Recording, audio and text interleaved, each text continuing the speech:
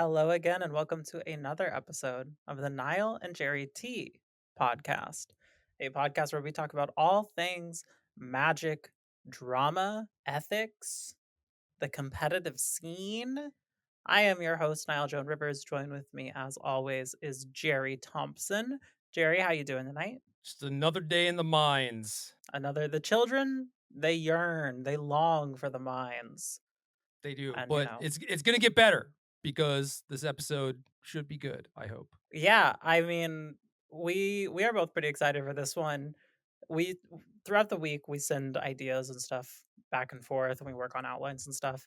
And this week I got an email from Jerry that just said "banger alert," and I was like, "Hell yeah, brother!" So tonight we're gonna be talking about kind of the importance of games and this space, and more specifically, how people outside of this space sort of minimize that importance and talk about, is there any intrinsic value to making, designing, or playing games?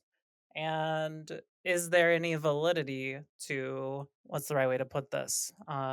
Is there any validity to sort of attacking that value, minimizing that value? Jerry, you've got a little bit of a story here to kick us off. Yeah.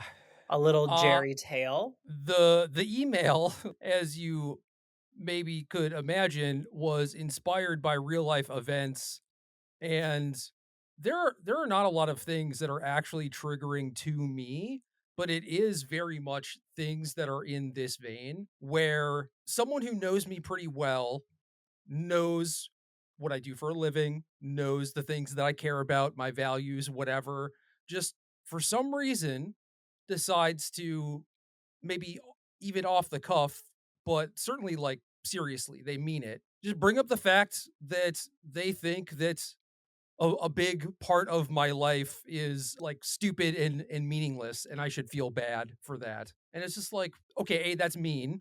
B, why would you ever do this? Yeah, it's real. It feels real, like almost like high school to me. Like it's very strange. And this is like pretty common, especially like if you work in this space, like both of us do, for people to not really get it and to feel like it just like does not matter. And I know you and I feel like it matters, but also like I kind of get it from a certain perspective of like how someone who like just hasn't thought about it at all would jump to the conclusion that like, oh, this is like intrinsically devoid of value or less valuable than some other thing. But I Yeah, don't think you and have to think much to get there. right. And I do think that it's not well-meaning or anything, but a lot of it is not fully intended to be malicious either. For So, sure. oftentimes I think it's just like, "Oh, well, obviously your job is pretty meaningless because you just work in games or whatever," right? And it's Yeah. just like, "No, actually, I don't feel that way." And then they're like, "Oh, that's weird. I never even considered that you could feel that way." And I don't think it would take much to try and figure out like, man, why is Jerry like his job so much? Like, why is he doing this stuff all the time? Because I like it and I get a lot out of it, and it shouldn't be that difficult to figure out necessarily. But I guess, yeah, maybe there is just a line where they're like, yeah, these sorts of things can never be truly fulfilling for people, and so I will just make blanket assumptions about people. I don't know. Well, I think it probably stems from closer to a place of, I want to say jealousy than anything else. Where I think from the outside looking in, it looks like Jerry doesn't have a real job. Jerry plays games for a living, which is not true. None of that's true. Jerry makes It's games kind of for a true. living. It's kind of true. I think I when they are in their heads, like Jerry plays games for a living, they think that like your job wall to wall is just play game the way that they conceptualize playing games. Yeah. And I do understand that your job of making games involves a lot of playing games. In fact, maybe even most of the time.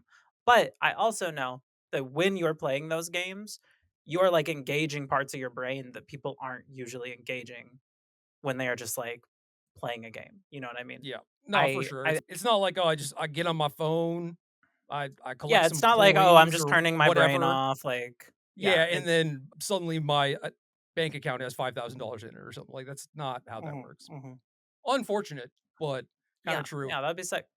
But, you know, I I do think feel like my job is playing games because I like it. Like, I enjoy all aspects of it, whether it is physically playing the games or thinking about it or communicating those ideas to people or helping someone get better or whatever, like all aspects of it, I just happen to enjoy. And there are certainly aspects of the industry where I might not like as much, but I just avoid those. You know, I have positioned myself to be in a spot where, yeah, I do like the things that I enjoy, and I want everyone to be able to do something like that ideally. yeah, and I don't know, as someone who's spent a lot of time in corporate America, I can tell you from experience that there is someone who genuinely loves their job in every single field. On the flip side of that, there are so many people who really feel like part of work is suffering and part of just the grind or whatever, the mines, as we talked about earlier,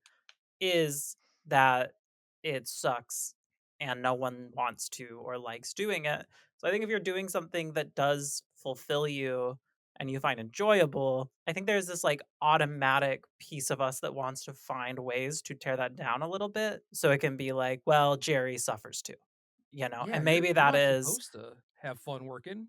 yeah, That's and maybe that cheating. is attacking the validity of what you do, you know, being like, "Oh, Jerry just plays games or whatever." Or maybe it attacks the like potential success, how they feel about what you do. So maybe it's a thing of like, "Oh, yeah, I mean, Jerry plays games for a living, but he's never going to make as much money as I do at my fill in the blank job." Which is also not true, but you know, like I think there are just all these different axes of attack that make it to where like, yeah, you do this thing, but I am going to knock it down a peg in my mind. So I don't just have to admit Jerry does a job that is very fulfilling to him and makes him happy. I had a partner once who I was trying to explain what like Pro Tour testing time was like. I was like, I'm gonna be at this for 10 to 12 hours a day for like a week and a half. And she was just like, yeah, no, I get it. Like that's fine. And then that time came and it was like, oh no, you weren't lying. It is actually like 10 to 12-hour days. I was like, yeah, I wasn't lying. Hmm. And then she was like, well, this is stupid. This doesn't matter. And then I won the Pro Tour and got 50K and a bunch of other stuff. And then it was like, oh, I kind of get it now. But I don't know, why can't you just take my word for it? Or be like, "Oh, well, he's, like, happily devoting this much time. That must make him happy," or something, you know? Yeah, so like when I work conventions, because like you and I obviously both, you know, go to these magic events, but I think we are often on very different parts of it. Because like if I go to like a magic con, I am usually working some part of it or multiple parts of it or all sorts of things to where just wall to wall while the con is happening, I'm busy, right? Like Mhm, I've got things I've booked, things I'm doing, people I'm working with, whatever. But then, like, as soon as the con is over, it's like my real job starts. And I am just like, from that point to like, who knows, fucking 2 in the morning, whatever. I am now like my job is network with all these people who are like in your field and together in the same place. So it is really just like as soon as that shit starts to like 2 in the morning, just nonstop on like crazy, whatever. And I would always explain this to people. And I explained this to a partner once where I was like, hey, going to a magic on this weekend. You will not hear from me. Like if you get a good morning text and or a good night text, be grateful because that's, like, so much more than I'm actually, like, capable of giving you right now. And they were like, totally get it." And did the weekend, it was fine, but then afterwards, they expressed being upset that I had been so busy over the weekend, but they had seen me, like, tweeting and stuff. And I was like, "Tweeting's the job." Like, of course I'm tweeting. Like, I'm tweeting constantly, like, "Here's where I'm gonna be at this event, doing this panel, you know, doing this thing." Like, that is baked in. That is part of, like, the shit that I'm doing, you know? sure. But they just I don't know, they just did not get it. And I think it is a hard thing for people to really get and conceptualize. So fun. Overall, So so fun. fun. It is fun, but we do it anyway, right? Like we do work in this space with games. We make games in spite of all this and in spite of like how difficult of a field it is. Like it is, there's basically no room in it. The room that is there is, I mean, not like the most lucrative job you could have by any stretch of the imagination. There are all these reasons why it is a tough and oftentimes brutal field, but you and I both work and operate within it. So why do we do that? What in your mind is like the big reason why this shit matters? I mean, I used to feel more so like the people we're talking about, mostly just because like that is what society told me. And when I was spending a bunch of time playing games, I would then like feel guilty because I wasn't like curing cancer or whatever, which is silly, you know? Like a human being should be able to spend their time however they want to spend it, do whatever they feel is rewarding, and they should feel okay for that, right? But it took a while for me to get over that and fully embrace like, no, I do actually like doing this. This is the thing that I want to be doing. And it just made my life so much better. And once that happened, I started thinking more about what aspects of it were actually the best parts of it, and like what did I want to lean into, where did I want to end up and stuff like that. And so when I started making content, a lot of it was mostly look at how smart I am kind of thing. It wasn't I am trying to elevate my reader necessarily or teach them something. It was just like me bragging or whatever. Like look at this brilliant thing I did, and maybe it worked out, maybe it didn't. If it didn't work out, it was probably because I got unlucky or whatever. And through people I knew, they would ask me for help directly, and I would just help them on like a one-on-one basis, and I would see their results improve and go up over time, and they would be thankful for that, and that felt nice. And I was like, wait, what if I just do all the content stuff like that?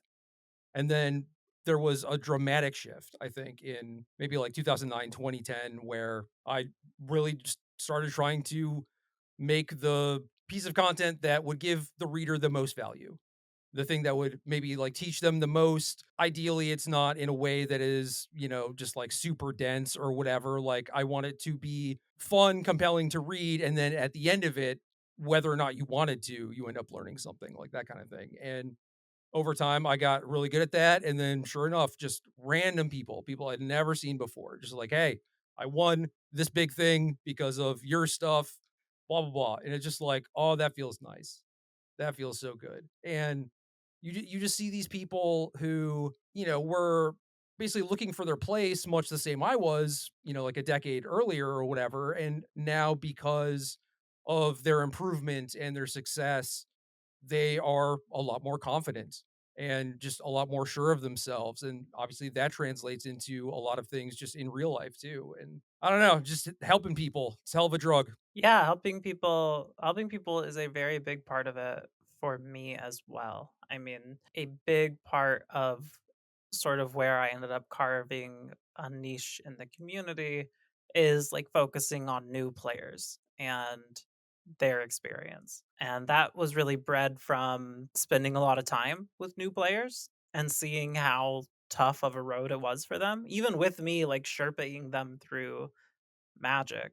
Just seeing, like, the things that tripped them up, the things that were difficult, the obstacles that were put in their way from external factors. Just the way that the game makes itself difficult to engage with in the first place. All of that just felt really important to me, and it has been very rewarding and fulfilling to watch the journey of all these different new players that I have helped and watch them get more into it and better at it and all of these things. It is really just so fulfilling to be like, I taught you that and you retained it and you even like applied it in ways that I didn't teach you.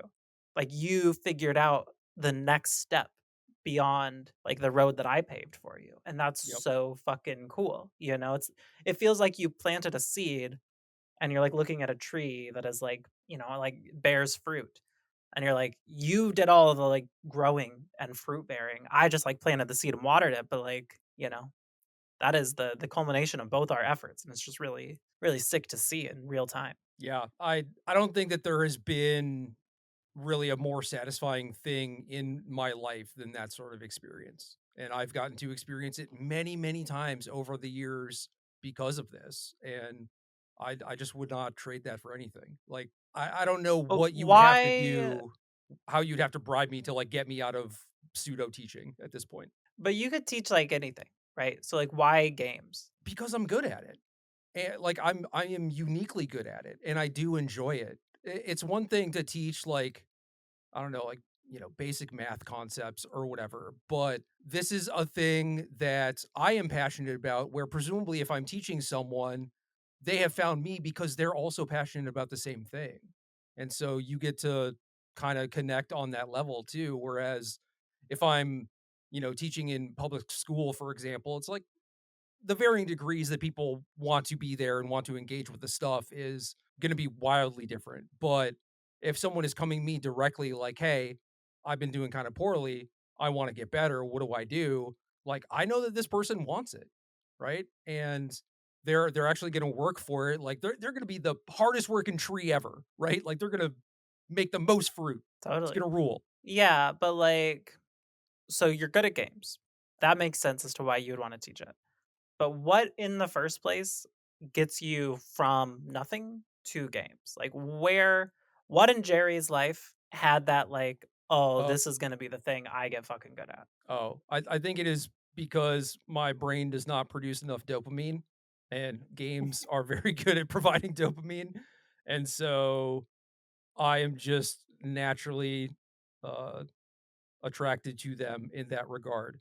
But, I don't like, in terms of what games I enjoy, it is kind of weird. I don't know exactly why specifically, but, like, clearly there are things I like and things I don't like, right? Or things I enjoy less.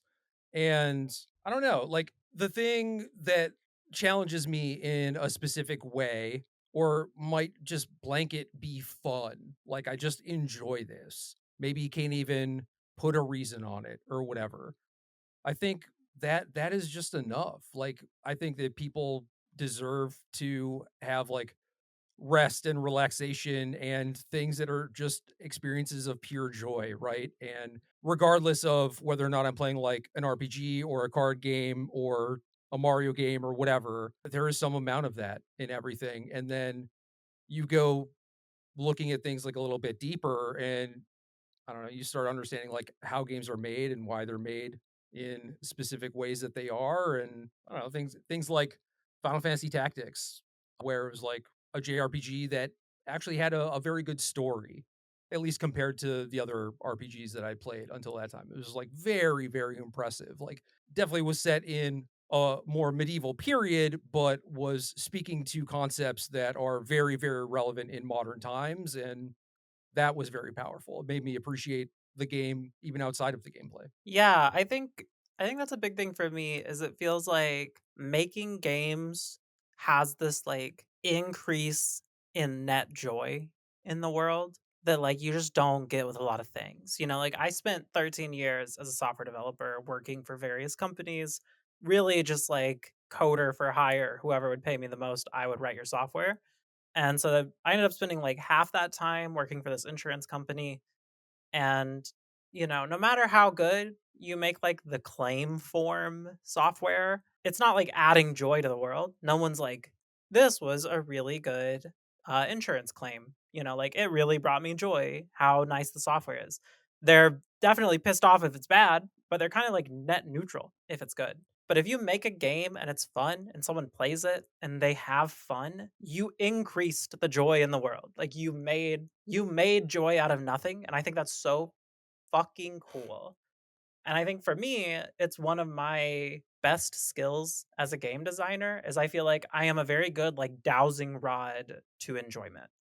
Like I am very good at while I'm designing a game just knowing intuitively this is fun. This will lead to fun. Like if I keep designing down this path, it's going to be an enjoyable thing in ways that I'm not good at like quantifying to people. Like I'm not good at selling someone on the idea that like if I explore this concept, it'll make something fun. But then I do, and it's fun. Like it's just like this, like, I don't know, intuitive thing. But then I get there and I'm like, this is fucking fun. And then people play it and they're like, this is fun. And I'm like, it was so worth it. It was so worth like Yeah. every hour of like thinking about it and testing it and doing all this stuff because I just like saw your face light up about the thing that I fucking made. Yeah, I've dabbled in game design, right? But I don't think that I'm particularly great at it, at least partially because I lack the thing that you have. It's The weird. fun dowsing rod.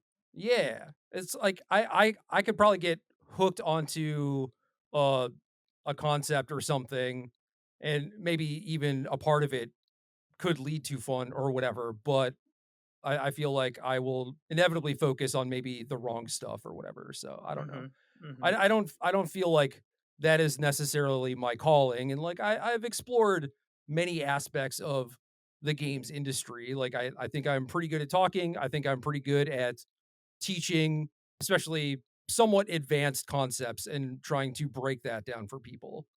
But yeah, definitely not very good at teaching the basics. Like there's not a ton of joy for me there in just getting people started or whatever. But like I feel like that is a thing that's pretty common, and we do need that. Like every, I don't know, sort of very difficult industry needs that. And I think it is very cool that you're doing that because I could not. So Yeah, it definitely feels like a unique skill set, and it also feels like a skill set that, like, I could not teach somebody. Like, I don't it's, like, really a thing if someone was like, "I wanna be good at teaching my new player friends how to play. Can you teach me how to teach them?" I'd be like, "No, just do it right. I don't know, like, what to tell you." Like, I mean, some just amount of just it do it good. is so just do it good. What? Just do it Uh good. some amount of it has to be that you enjoyed that specific aspect, right? Versus what I'm talking about, like the hyper in the weeds, like nuanced, advanced nonsense. Yeah, well, it's a similar thing of like it's such a hard thing to grasp and it's such a mountain to climb too. Like as soon as someone is for the first time getting into Magic the Gathering, they know or at least they think they know how much depth there is, right? Like they have this idea in their head of like this game is extremely fucking complicated. When I see my friends play it, it looks and sounds extremely fucking complicated. There's just no world where I get to a point where I can do it and see it the way that they see it. And just getting them into those first few steps and getting them to like visualize like, "Oh, I can climb that mountain. Like I just climbed these 5 steps and now like I understand shit I never." Like seeing their face light up with like, "Oh, I get how this works now." Watching the puzzle pieces fall together is just fucking ecstasy to me. Like I love it so much. I love it more than anything in the world, maybe, watching someone understand a concept because I presented it to them in a way that, like, got them there. It's so good. It's so fucking good. I love it so much. Yeah, we're doing the exact same thing, just at like vastly different points on the curve. Yeah, and I the thing that I think is really cool about that is, like, I know you and I know this. But I think a lot of people would get this wrong, where they assume that, like, one of these is much harder than the other, but I think they are both equally very difficult for their Yeah. own distinct reasons, Like, I am positive I could not do what you do because I just, like, don't have the, like, technical know-how, I don't have the skill, I just don't I can't, like, see that level of it and break that level of it down, especially to people who already are, like, X percent of the way up the mountain, you know? But I can take someone who's not stepped foot on the mountain and I can get them like so fucking far up it. And I think both of those things are just so hard to do. And I really like, I don't know, I just really strongly in my heart of hearts believe that they are pretty close to being equal difficulty in terms of how hard it is to get someone through one of those points. I definitely think they are close, if not yours is harder. But also in terms of like which is maybe more important, I mean, how many people are you going to come across who are like, "Oh, I want to kind of like learn this magic thing a little bit more," versus me, where it's like I am looking for people who have come close to qualifying for the pro tour or maybe like played on the pro tour or whatever. It just my subsection is like 1%, if that, of all Magic players, you know? And you, in theory, That's for sure. could teach all of them. You're serving a niche of a niche, but I would also argue in your favor that what you do is way closer to like making dreams come true. You know what I mean? Like someone's gonna come to you and be like, I have always wanted to make the pro tour. This has been my dream since I was like fucking 12. I just can't fucking do it. And then you're gonna get them there, and that's gonna be like the best moment of their life. Whereas what I'm doing is like starting them on the path to even have those dreams. You know, True. like I am like there's no one who's gonna come up to me and be like, it's always been my dream to learn magic. If that were true, you would have fucking done it. Like it wouldn't have been that like nothing would have stopped you. You know, like you would not get to me if that was your dream. Certainly your dream would not be I want to be on the pro tour. But there's a very real world where you come to me like, "Hey, my friends play. I'm kind of interested. I heard you're like good at getting people into the game. I teach you." And then like a decade later, they're coming to you like, "Jerry, it's been my dream for like 8 years to get on the pro tour. How do I break that ceiling?" And then it's like, I Well, planted a seed and you were like, "Here, let me improve your like soil's nutrient level or whatever." it's funny though, because I mean we're talking about why games matter, and ideally we're gonna get through a bunch of different reasons for that. But like right now we're talking about like the end person who is trying to make their dreams come true, and then the beginning person, but like who is actually having like the most fun there, or is experiencing the most joy? Because certainly one of the best times in my life is getting a little bit more into Magic in the very beginning and finding out all of this stuff that I have to discover. And like that well was bottomless in like 2002. And there are even more cards out there now, and like different interactions and formats and things. Like I can't even imagine, like you set that person up to be high on life for like 5 years, you know? My Oh yeah, person, I plug them into the like dopamine hose and I'm like, "Go crazy, kid." Like yeah, it's like my hose lasts for, I don't know, a day to a year maybe, but yeah. yours is like maybe a decade. I get them hooked for life for sure, but, like, that is also just, like, the nature of hobbies, right? Like, the beginning part is just, like, you see the improvements so fast, and you're so quickly like, "Oh, I'm so much farther than I was yesterday. I'm so much better than yesterday." And then you get to the point where people come to you, and that's when discipline really becomes a big part of it, and it's like, "Okay, can you grind this, and can you study this, and really, like, work on this when you're not like hooked up to a dopamine hose? Can you do that even though this is just like it's not even producing fun for you most of the time? Like it is a slog, it is a chore, it is like a muscle you are exercising. Can you keep doing it and doing it correctly? And that's like the really fucking hard part, right? Yeah, but the infatuation, the initial infatuation of like a new game, a new joy versus chasing a lifelong dream, I mean, that kind of encapsulates a lot of it, where you get to experience all of those things. And it's not like Magic is the only game or anything. Like there are plenty of other things out there where you could just start all over and experience like all of that same stuff again. Yeah, I mean the start of learning a thing is really intoxicating. And I think it's why a lot of people are kind of predisposed to this life of just like, I've tried a bunch of things and gotten a little bit good at like everything. This is me. I'm describing myself right now. I today, no word of a lie, had a package delivered to me that's a like lock picking kit. Cause like 3 days ago, I was like, what if I learned how to lock pick? Just for no reason. I got no locks that I'm like, I gotta crack that. I'm just like, wouldn't that be fun? Like 2 weeks ago, I was at someone's house and they had a Rubik's Cube and I fucked it all up. I don't know how to do Rubik's Cubes. And I was like, I think I could just like figure it out. And they were like, no shot. I could not figure it out. But I was like, if you let me take this home, I promise by tomorrow I will have solved a Rubik's Cube. And they were like, sure. So I took it home, read a Wikipedia, solved a Rubik's Cube. Like it's just like that kind of thing where it's like it's so fun to go from I don't know what the fuck how to solve a Rubik's Cube to, oh, okay, I get it. Like that feels amazing. I'm not good at solving Rubik's Cube.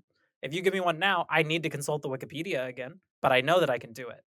Yeah. And that's cool. That's fun. Whenever a new card game came out, on mobile, I would always see how fast it could go from like 0 to whatever the legend or mythic equivalent Yeah, yeah, was, yeah, and yeah, yeah.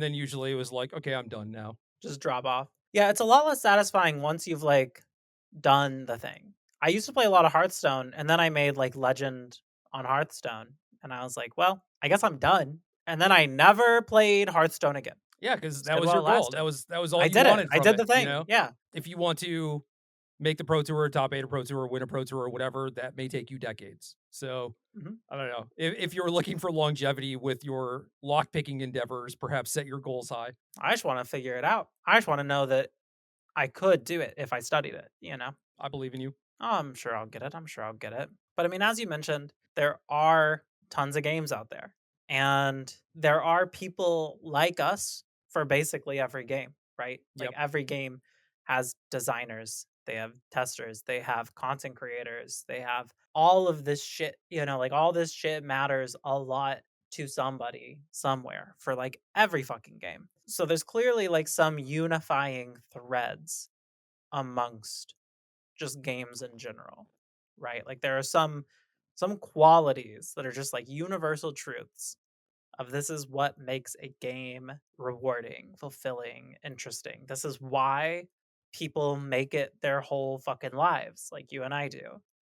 What do you think some of those universal truths are? I mean, a big part of it has to be that it is able to cater to people with a lot of different interests, you know? And even outside of the stuff that you mentioned, there's stuff like, storyline and just lore in general and characters and art. And you can basically go as deep as you want to in any given IP that you choose to pick up. And I think that that aspect is super cool too. And it's like people had to put in thousands of hours to create these things a lot of times in order for people to enjoy. And that richness I think is a thing that truly brings in people from all different aspects of it, like whatever thing that you're gonna gravitate most towards, and it might even be different. Like you might really like the lore on one thing and just be a hardcore spike in another thing.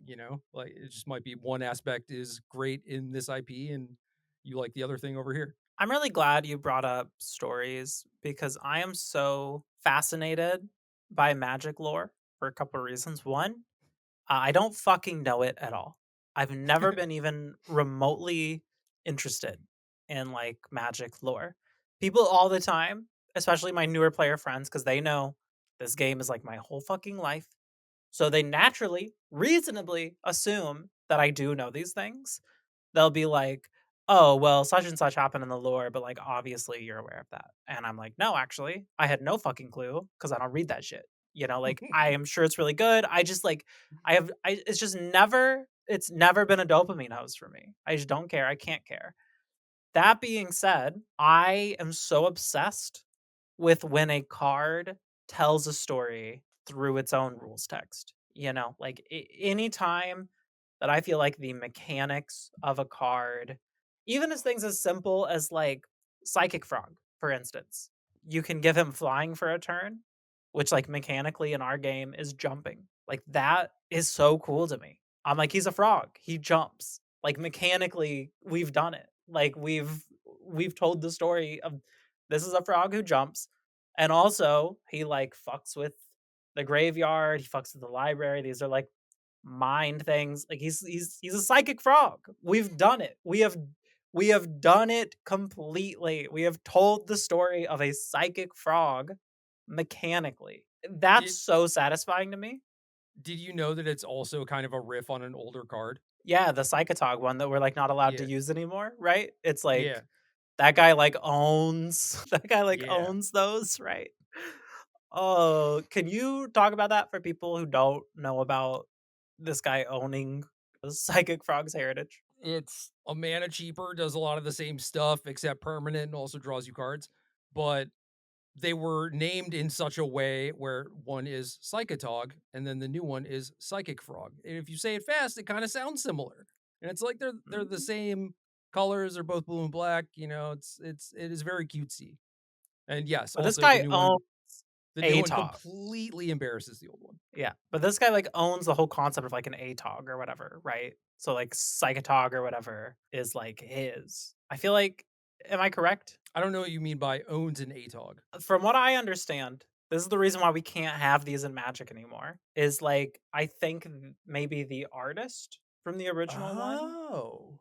has like ownership of ATOGs. I think because of like, they were made so long ago in Magic that it was a thing of like I think it was like maybe part of his compensation or like part of the contract or something of like, yeah, I'll like draw this thing for you, but it's like my thing, you know? And they're like, yeah, cool, whatever. We're just making like a silly little game. And Huh. now it's his. So if they want to do another one, it's his. So it's like up to him. They have to pay him, whatever, whatever. Yeah, they're Uh, not doing that.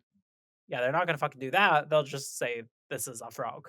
Like Yeah. you don't own If frogs, buddy. if that is true, I did not know that, but I think I don't that's know, true. I mean, everyone will correct me and eviscerate me if I'm wrong, but I think that's true.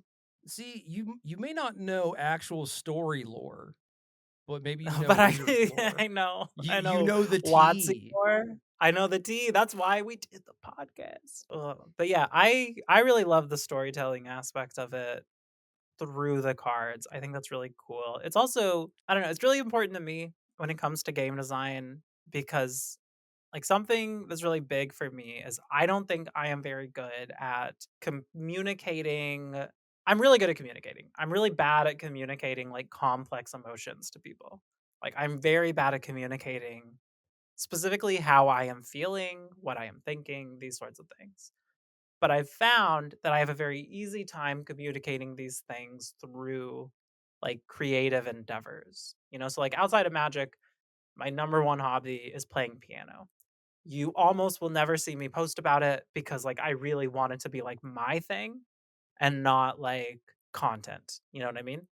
Yeah. But it's a big thing for me, and it's not just playing piano, it's also, like, composing piano music, and it's so much easier for me to communicate thoughts and ideas through piano music than through words, like, I will write something and, like, there'll be a section of it where I'm just like, this section is describing like this thing.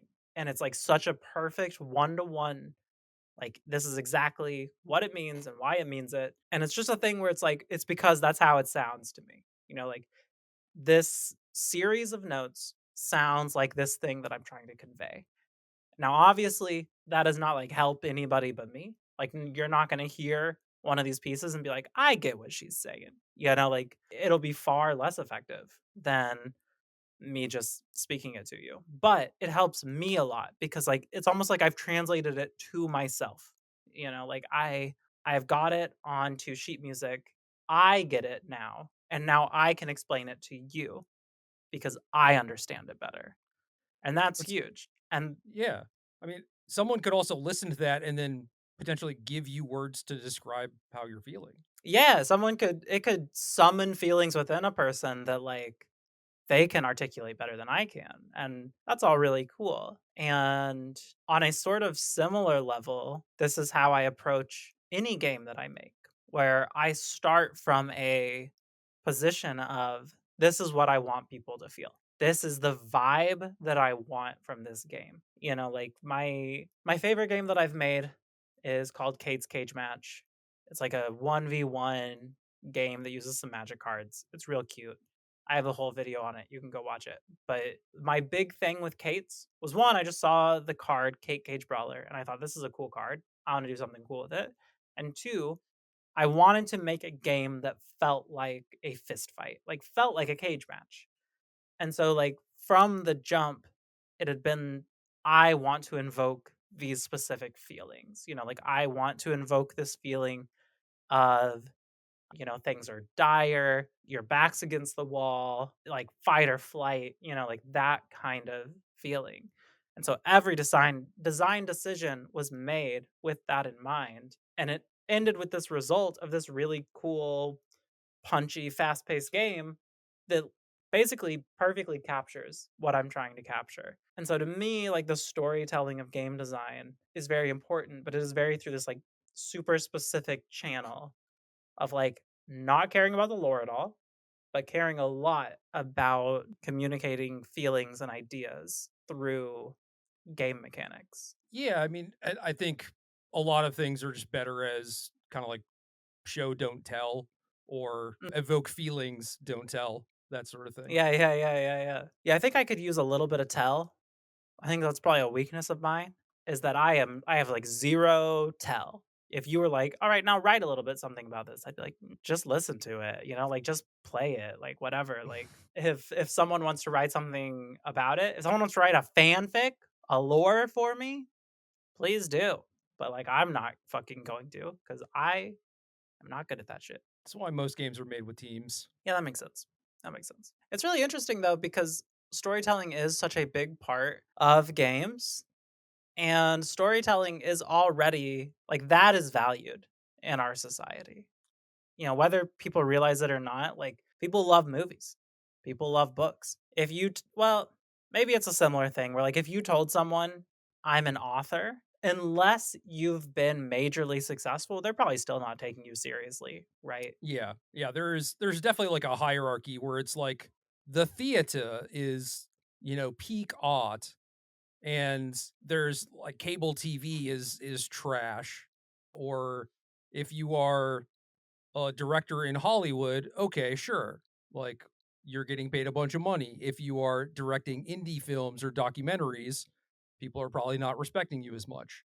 And I just think all of that is kind of silly because we've placed a lot of value judgments on what we determine success to be, and like we as a society, I guess. Yeah, and a lot of those value judgments just come down to how wildly financially successful were your endeavors. Yeah, but I don't know, teaching people how to play wizarding squares well is not what I set out, to make money with, I guess. It's just like if I wanted to just make money, it probably would not be doing this. It's also just really interesting because, like, that is clearly the root of what people derive respect from when it comes to occupations. Certainly. However, if someone had, like, a traditionally respectable job, okay, like, some sort of just, like, I don't know, you're like a fucking data analyst, you work in an office, like, whatever, generic office job, and let's say you made, like, a reasonable but not extreme amount of money. Let's say you make like 70 grand a year. Sure. That, if you told someone, they'd be like, "Oh yeah, you've got a real job." But if you made the same amount of money and you were like, I am like the key grip on the CBS reality series Big Brother." People would be like, "And what are you going to do next?" Yeah. Like, what is your next move? And it's like, how do you know they're not gonna work on Big Brother forever? Big Brother is gonna be there for fucking ever. How do you know they're not just like that bitch for key grips on Big Brother? And I'll tell you now, Jerry, if I was at the gay bars and I met a girl who was like a big shot lawyer, and I met a girl who is the key grip on Big Brother, I know who I'm spending my evening with. And I'm gonna tell you it's not the lawyer. Yeah. I mean, lawyer person is, I would guess, less fun just in Busier. general. Yeah, certainly busier. And uh it probably doesn't have a lot of time to play games, probably doesn't have a lot of Probably time to do can't take things me that into are. a shooting of Big Brother. Yeah. I don't know. That's funny though. It's like, what is CBS going to stop making shows? Yeah, Big Brother's been Uh, on for like 40 seasons. They're not gonna stop. even if you stop making that show, they're going to make a new show. Like, Yeah, yeah, yeah. They'll just keep doing Survivor. They'll do some like new variant. It's CBS, like. But I don't know. I just think it's interesting that it's like it's clearly not about the actual amount of money that you make. It's some combination of like you have to make a certain amount of money and you have to do a job that is just like perceived as stable or traditional or whatever. Otherwise, you are just dicking around and squandering your time or whatever. yeah, which is weird because how many people, quote unquote, waste their time? They watch trash TV or play video games or whatever, like doing these things that are maybe not making the world a better place or whatever, but are entertaining this person, allowing them to relax. And it's like, Yeah, you consume building so much of joy. that content, you need people to make that content. And Mhm. I would hope that you would want people who are talented at it. to make that content, but at the same time, you don't want them to be compensated. Yeah, yeah, yeah. I want the content to exist. I don't wanna have to think about how many people are involved in the making of that content, and I certainly don't want those people to be making money. Yeah, I don't want to pay for it either. I should just get this stuff for Mm-mm. free because clearly I've determined it is very important to me, but somehow I got it in my head that it is just not important at all. Yeah. So, I feel like we've done a good job of establishing games matter, and there is validity and importance to the creation and even just, like, the engagement with games. So how do you talk to people like the people Hmm. that you opened this up talking about, you know? How do you approach people who don't take it seriously, who don't think that it is a valid way to spend your time or your career or, you know, your whole fucking life, depending on what level of enfranchisement you have with games? The choose your own adventure has a few different branching paths. A lot of them I would not recommend, and I have engaged in them before. One is just in the moment being kind of heated about it and also not really caring about any sort of impact or whatever. Either way, I end up trying to convince the person, right? But like there are definitely good ways to go about that and bad ways to go about it. And it's like if I am really heated in that moment because this person is telling me that my life is meaningless or whatever, and it's just like, who the hell are you to say that? But I could, for example, like try to say that their life is meaningless and probably do a pretty good job of that. But I don't think that that is a good way to convince someone, nor do I think that, I don't know, eye for an eye type of stuff is all that helpful at all. It's just like you might feel a little bit better in the moment because you just eviscerated this person right back. But what I've done as I've gotten a little bit older is try to take a little time, take like a day or so, cool down because like I know the things that I would normally say if I'm just a little bit more level-headed and unsurprisingly that has been way more successful where it's just like, hey, you said this stuff. In my mind, it kind of insinuates XYZ, some combination of like, you think that my job is not very good, or you're, being kind of demeaning to my job, or you think that maybe my job is all fun and games or whatever. And it's not quote unquote real work. And just try to figure out like where they're coming from and what part of that actually, I guess, like incentivize them to say those words or whatever. But yeah, most of it from there is like when I find out where they're actually coming from, it's pretty easy to just be like, I mean, especially because a lot of these people they do play games and they do like them, but Mhm, I don't know, maybe they feel like how I did when I was 15 and they feel guilty about it. But I can just point out that at this point I'm not really a gamer. I'm more of a teacher or sometimes a creator, a person who does bring joy to people's lives and that may not have like a world impact where it's like fewer people are dying or this person's net success, however you want to quantify that, has gone up or whatever. It's just like this person is happier, they are more confident, they are more sure of themselves. Like these are all positive things that you cannot dispute. And at that point I don't think that you can argue that I am not doing a thing that makes a difference, at least in a few individuals lives, but to me that's enough, especially when it's a thing where it's like high level concepts for this niche interest that you have. I am helping you get over this plateau or whatever. How many people could have helped that person do that? Otherwise, they would just bang their head against the wall for the next 5 or 10 years or whatever, right? So I think that what I do matters. And I specifically try to go after things that I also feel am going to have a positive impact. And some of that is how I interact with the community or whatever, trying to set a good example for people.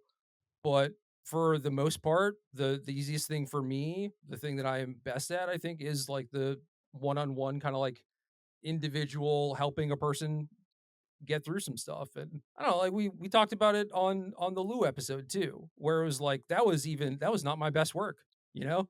That was me shit posting IRL at dinner with Lou, and it seems to have had an impact on him, right? I do that stuff all the yeah, I mean, time. yeah, it planted the seed that, like, ultimately grew the tree that got him on the Pro Tour, right? Like, Yeah, achieved his dream.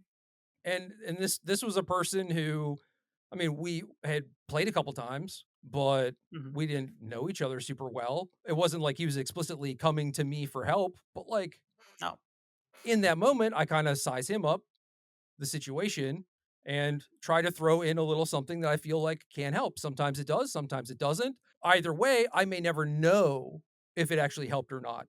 This was just one of those instances where Lou came back and actually told me. I was like, oh, dope. Awesome. So I think a lot of it is people having these preconceived notions of what it is that I do. But once I explain to them and certainly explain how I am approaching it and what I'm trying to achieve, they tend to think about it a little bit differently, at least if they're open to the idea. And I think that regardless of what either your hobby is or your occupation, whatever you're doing that people may be being reductive of or to, you can try and explain to them why it's important to you.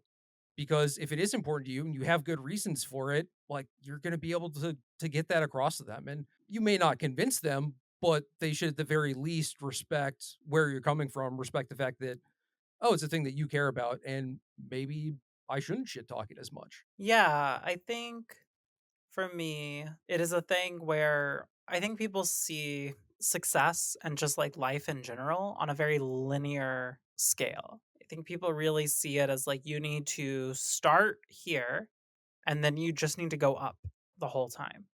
And so if you ever are proposing a thing where you're like, "Hey, I know I've been working this thing for a long time and I know I've gotten really good at it and I make a lot of money doing it, but I am unhappy and want to do this other thing that is going to make a lot less money.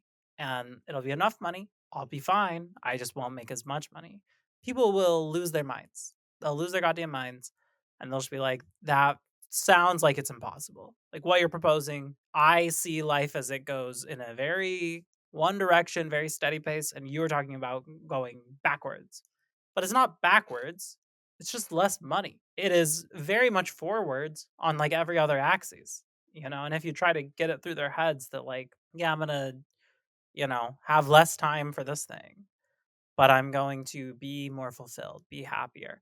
I think this is really big for, like obviously for you and I, it is a thing of like, this is our whole life, our whole career. But for people who just playing magic, is their hobby, getting on the pro tour is their dream, whatever, whatever. Even if not getting on the pro tour is part, like even if it's just like I want to go to like X amount of magic cons and play fucking commander with my friends, all of this is very like valid sources of joy and fulfillment. And I think a thing that people don't really get when they think about this is the automatic community that comes from this, which is crazy that people don't think about it more because I feel like it is a commonly talked about thing that it is hard to make friends as an adult, Yeah. right? Like it is hard. It is harder as an adult to go out and make friends than it is as a child. And that's just like true. When you're like 5, you go to the playground, you see some kid playing with like a Power Ranger toy, and you just walk up and you're like, "I like your toy." And they're like, "Thanks." And that's like your best friend now. Like it's so easy. And that shit just doesn't happen as an adult. But if you have a hobby like magic, it kind of fucking does happen like that. Like you walk up to someone at an LGS and you see them playing fucking Is It Prowess and you go, "I like your Is It Prowess deck." And they say thanks. And now you're best friends. Like Yeah. it's truly like the same. And that's really cool. And that is like I think one of the coolest parts about our community and what we do and what everyone does who engages in this space on any level at all. But I think communicating that to people is difficult. And I think trying to get them to understand, like, hey, this is not just like a game. This is also my community. It is my friends. It is my whole like social support network. Like it is so much to me on a like personal fulfillment happiness level that I am willing to make all of these sacrifices in my day-to-day life, whatever, whatever, to make them happen. And that just feels, I think, so outside the norm of how people try to get those things that it's sometimes hard to wrap their head around. And I think you do have to get to a point where you just stop trying to explain it to them. And you just have to get to a point where you're just like, I don't really need you to get it. I just need you to know. that they're like, this is my shit. Like, this is where I spend my time. This is where I spend my money. This is where I spend like whatever, whatever. This is where I spend my energy. This is my shit. And some people are gonna get that and some people aren't. And that's life, baby. Yeah, I mean, we can have different values.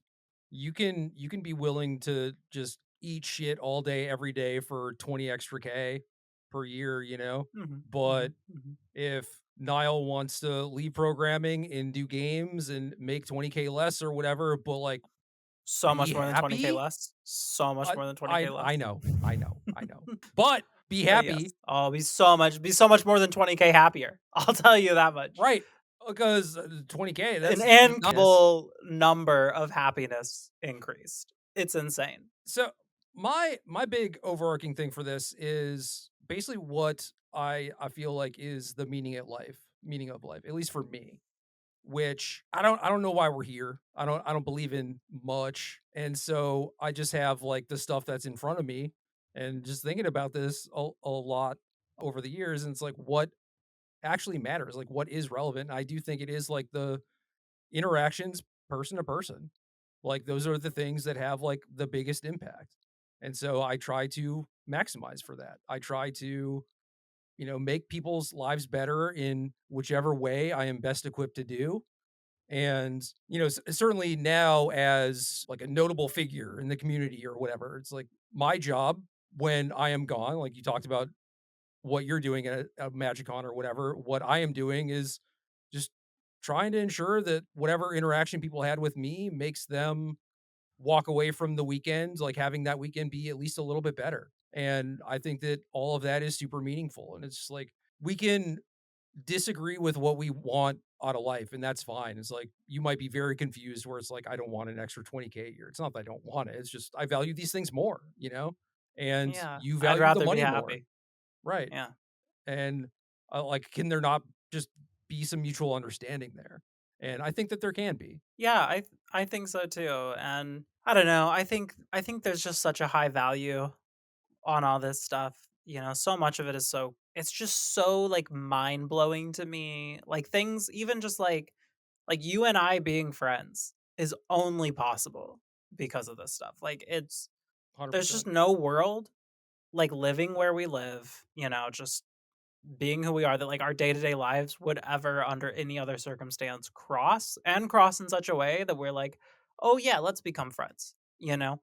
But because of like this particular space and this particular hobby, that is how our paths crossed and we were able to become friends and we were able to like do stuff like this together and that's really fucking cool. You take these things that would have otherwise been basically an impossibility in the universe and make them reality, and that I don't know, that feels like almost otherworldly to me. Yeah, it's because we have a shared interest that, I don't know, we like a lot, and even at, like, differing levels and for differing reasons and whatnot. Yeah, but it's just like enough. Like It it is. is literally the like I like your Power Rangers toy, like it is just enough to like get it started and be like, oh, like, by the time I even realize I actually don't like your specific version of the Power Rangers toy that much, we've already started talking about something else and realized we have a lot in common, and, like, now we're friends. Like, it doesn't matter that I'm like, "Oh, I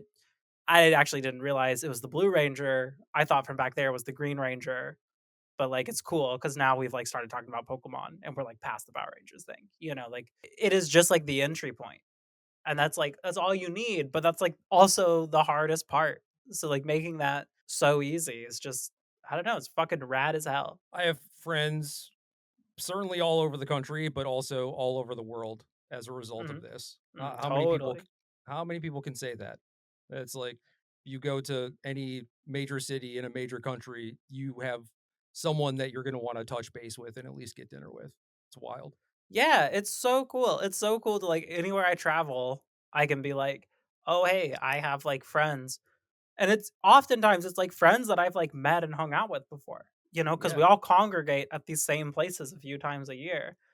And so it's like, "Oh, I'm in this city, I'll hit up this person who I know lives here or these people or, we'll meet up at an LGS and get a game." Like it's just fucking cool. It's just a fucking cool game. It's cool that so many people play it and get this invested in it. It's cool that there's such a community around it. It's just cool. I am hopeful, actually, because there was a period where, games were just what nerds did.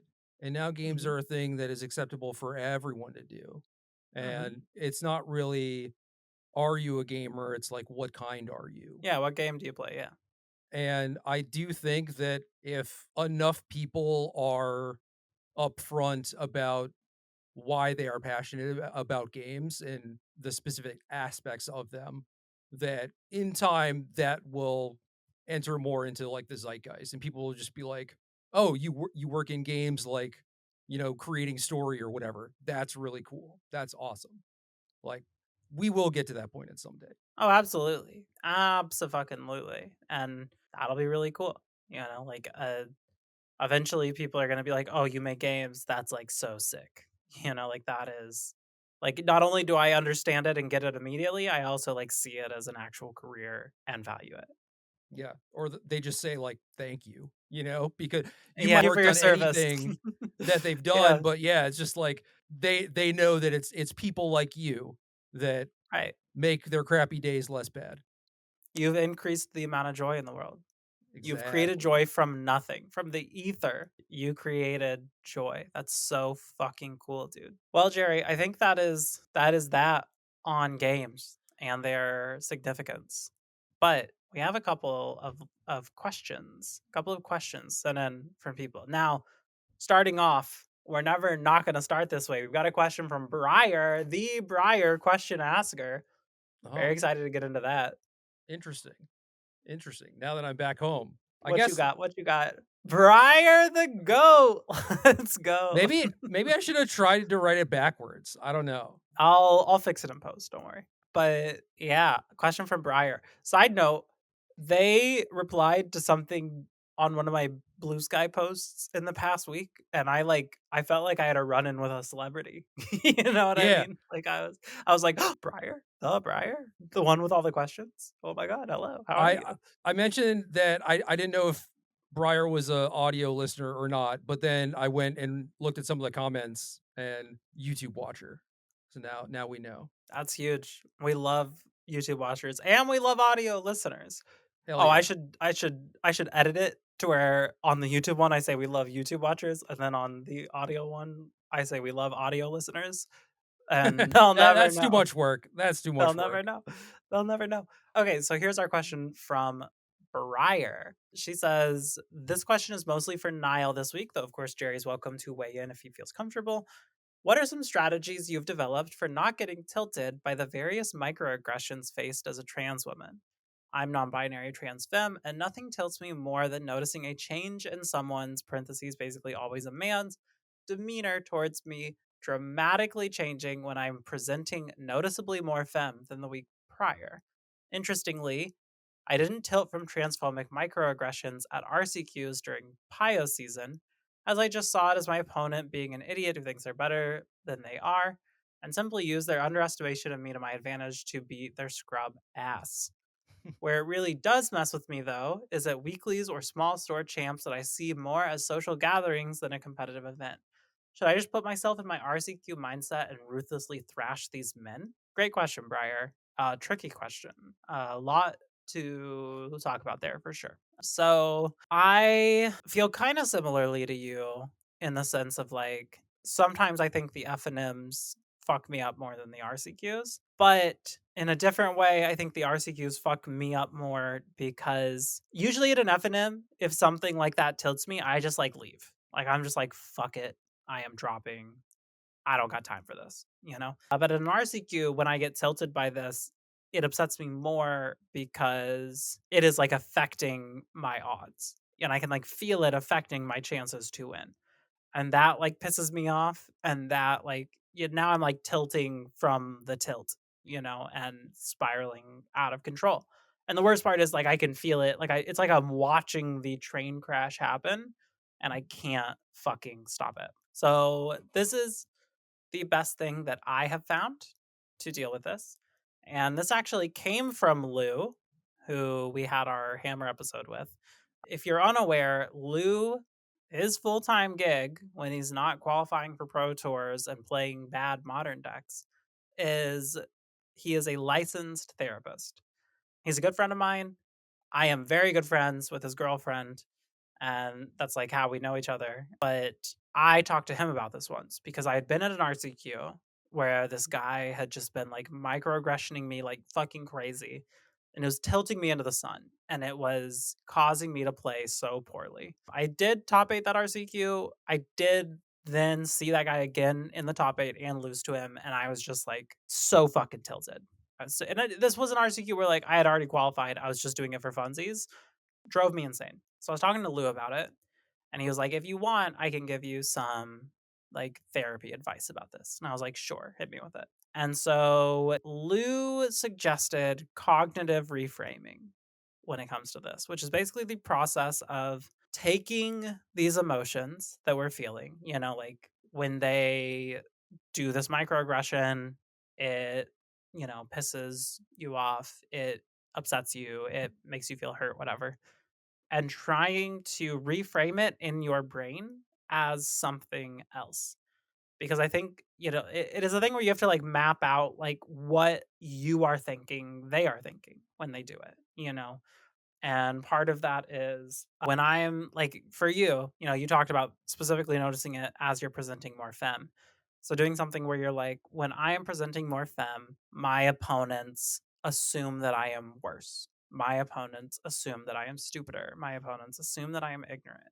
These sorts of things. And you sort of just like train your brain to frame that to instead be, like more truthful, like declarative, like I am not magically stupider when I wear a dress, or like if my opponent thinks that I am less competent when I wear makeup, my opponent is an idiot. If my opponent turns their cards upside down to me, it does not make me a weaker magic player. It is not an indication of my skill level of a magic player. These things that like they feel so obvious when you say them out loud, but just like writing them down, getting them in your head, having this like a big part of it was coming up with like a mantra of like for me, I don't remember exactly what it was. It was something to the effect of like how my opponent treats me does not impact my skill as a magic player. And getting yourself to like repeat that in your head over and over and over as soon as you like see these signs of this happening to you, and basically trying to restructure everything to where your brain doesn't even have the opportunity to go to those assumptions, to go to those places where the microaggressions tilt you because you just like intercept it and you're like, no, no, no, like they are doing this, but that's not actually going to affect me. And it takes a bit of doing, it takes a bit of practice. And the like unfortunate thing about it is it does take some percentage of your like mental capacity. So I do feel like you are just naturally disadvantaged to some degree. And like that sucks, but that is the reality. Like you just have to spend some of your brain power that your opponent gets to spend thinking about like your land sequencing, you have to spend on maintaining your mental. But the good thing about that, the positive, the upside that I have found in doing this is it does have you managing your mental to a degree that most people are not. And, marginalized or not, like susceptible to microaggressions or not, Magic players need to be spending more effort managing their mental. And they don't, and it shows because people get tilted. They make bad plays, they make emotional plays. They make just like emotional decisions even on small scales about sideboard choices and like they do all these things based off feeling that are not rooted in any sort of like factual reality. And the reason they do all these things is because their mental game is fucking weak. And so, it sucks and it is unfair that you have to spend this time and energy strengthening, bolstering your mental defenses specifically for these microaggressions. But on the flip side, you're going to get to the other side of it and just be a stronger magic player because your mental game is stronger, even ignoring the microaggression stuff. Like for me, I noticed like that once I got it down was obviously a game changer because now those microaggressions weren't ruining my life. But also just in general, like got beat by a really fucking unlikely thing in game one, unfazed game two and three. On the fucking winning end for top eight, unfazed. Like it just made me so much better at all these like small mental game matters moments. And hopefully it'll have a similar effect to you. So that's a very long-winded answer, but I hope you found it beneficial. Jerry, do you have any thoughts? Yeah. Am I correct in assuming that the ideal outcome for this sort of thing would be obviously the microaggression stop, but also there is just a greater acceptance among the community and not like a reluctant acceptance, but like a warm, welcoming acceptance? Yeah, totally. Okay. So that cannot happen with one person, right? So I'm more so looking at like what Briar can do themselves and thinking about how maybe my peers have acted in similar situations. Mm, And one thing that is like you just can't beat respect, right? They may be trying to like microaggress you. They may not, I don't know, they may not agree with like your existence or whatever, which is stupid obviously. But right. if you are beating them repeatedly, they got to respect your game. And I feel like the microaggressions to some degree may stop. I don't think that's going to be true with every single person or whatever, but it's like how much shit can you talk when you're just getting beat senseless every time that we play, you know? So there is maybe a good argument to, being a little bit more serious and trying to beat these people maybe more than you would normally. I would also try to stress that it is probably pretty important that you don't do it in like a dickish way, like try to still be like fun and calm and whatever, but like be respectful, but also like yeah, take it seriously. And if you beat them like 3 times in a row, I feel like they're just going to be scared of you, which is not the ideal outcome necessarily, but could maybe go a long way. Well, I think what is really likely in that scenario and what I experience a lot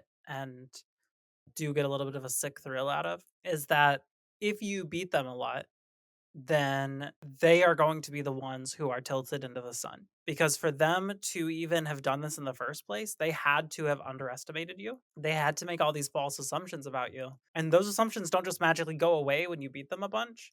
So now it turns into like you are this like dumb bitch who doesn't know magic Hmm. and you just like dog walked them, like you just like 2-0'd them or whatever. Like it's so much more upsetting to them to lose. And that is like there kind of is no greater feeling. I hate to say. I hate to say it's kind of like the best feeling in the world to take those people and just like fucking dog walk them. Now imagine doing that 3 times in a row. Oh baby. So there you go, Briar. Thank you as always for your questions. Keep asking them. We will never stop answering them.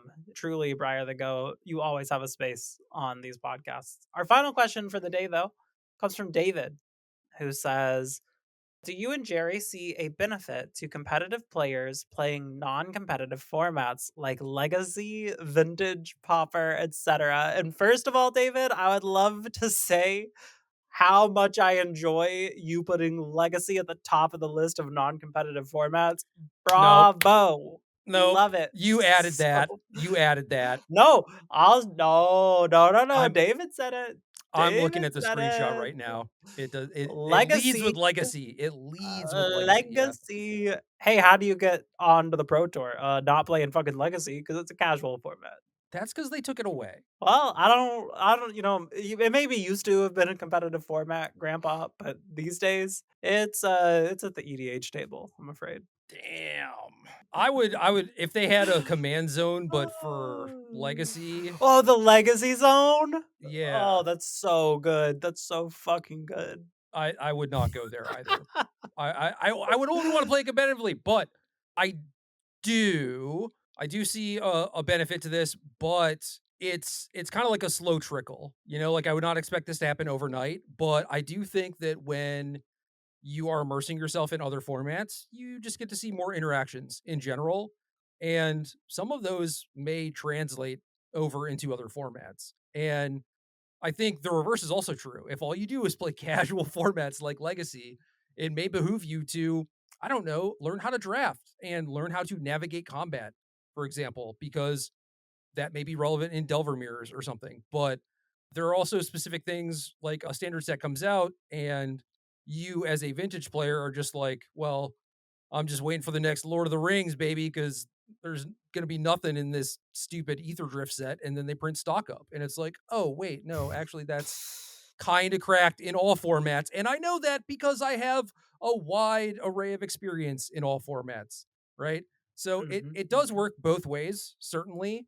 But it's a thing that the ROI is not huge on necessarily. It's just like if you have the time, if you do enjoy those things, cool. By all means, do that. It can elevate you a little bit, but it's not like, oh, if you really want to make it on the pro tour, you got to grind vintage on Moto or whatever. Yeah, I feel very similarly. I think there is a lot of merit on either side of that coin. I have long since been an advocate of casual players need to play competitive, competitive players need to play casual. And my reasoning being casual players need to play competitive formats because there's so much about the game they just like have not seen that they would see really quickly playing competitive formats, even just a little bit. Not they don't even have to play, just like watching some competitive gameplay would really expand their horizons into the format that they play. Like for a long time, all the commander decks that I would build were just like, what's the competitive deck that I'm having the most fun in? And I'll just like build the commander version of that. So there was a time that I had like a grist deck that was just like, what if you took Golgari Yawgmoth from modern and made it a commander deck? And I was playing it with some friends who were just like EDH players through and through. And I started doing like Young Wolf Strangleroot Geist loops with Yawgmoth and it was blowing their mind. Like they were like, I didn't even consider that you could do this with like the undying stuff. And I didn't like as I started doing it, I did not realize it was going to blow anyone's mind, because I'm used to playing against people where it's like as soon as the second wolf hits the board, they're like, yeah, I know what's up. I know what's happening, like whatever. But to them, it was like, holy shit, I never even thought about this as a possibility. And it's like if you would have watched like 3 random games of Modern, you would have seen this. Like if you'd have picked any 3 random games at the time, you would have seen exactly this happening, and you could have put it together for your own decks. That is really important. I think it's so much more important for casual players to watch competitive formats, but I've always said that competitive players should play casual formats because I think sometimes they need to be reminded how to have fun with the game because it does get to a point of discipline and a slog. And people out there playing fucking Pauper and playing fucking Legacy and playing EDH are doing it for fucking love of the game. Like they are doing it because they like love to do it and they have found like they are still hooked up to the dopamine hose. And I think every once in a while you just need to be reminded how to drink from the dopamine hose. And I think doing this can help get you there. I got other games for that. I Magic's guess. super serious. Yeah, yeah, it is very you can never have fun playing Magic, and if you do, you're doing it wrong, and you're the reason the Magic sucks now. You're the reason I don't connect to the dopamine hose anymore because you turned off my hose. I have tried to watch some Commander games in that I am hanging out with people who I mostly Oh, like it's while they are awful. playing Commander, and yeah, It's horrible. I don't learn anything. I can safely say that. It's miserable, but you can watch some Legacy. Hell yeah, I will. That's a casual format. You can go to the Legacy Zone. Probably be so expensive, and no, honestly, it could probably be free, and there'd be nobody there. So What if there was like $10 store credit on the line? Legacy players come out for that? yeah, with their triple sleeved $10,000 Yeah, deck, they would though. That's the crazy thing. they're they're slowly gonna pay off their student loans. Yeah, yeah. They just have to get like 300 store credit wins, and then they're In a up. row. You can't lose because that would And be no, devastating. because then yeah, then it's negative EV. But yeah, David, hopefully that answers your question. Short answer, yes. Yes, we do see benefit. But Jerry, I think that's all we have for tonight. Unless you have any parting thoughts you would like Uh, to share. I'm just still laughing at how brutal the casual legacy thing is. Just It's true. It's true though. Sorry. Welcome to uh, 2025. that's why it's Casual painful, format. is because it's true. Oh, I can't wait to title this Legacy as a casual format. It'll be so good. Yeah. Thank you everyone for another week of listening. This is our 10th episode. We're pretty happy to be here. This has been 10 weeks of consistent podcasting, which is more than most people can say, which is pretty cool. Pretty proud of us. Pretty happy to be here. Pop champagne, etc., etc. If you have enjoyed what we've been doing so far, please, please, for the love of God, leave a comment, leave a like, tell your friends, share it everywhere, all that stuff. Last week, I did a call to action where I told people to comment, I liked this or whatever.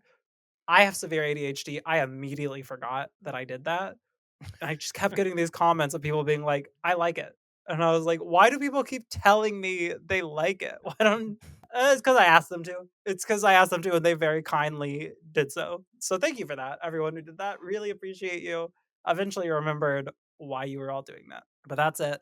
Have a great night. Have some good games. Bye bye. Love you.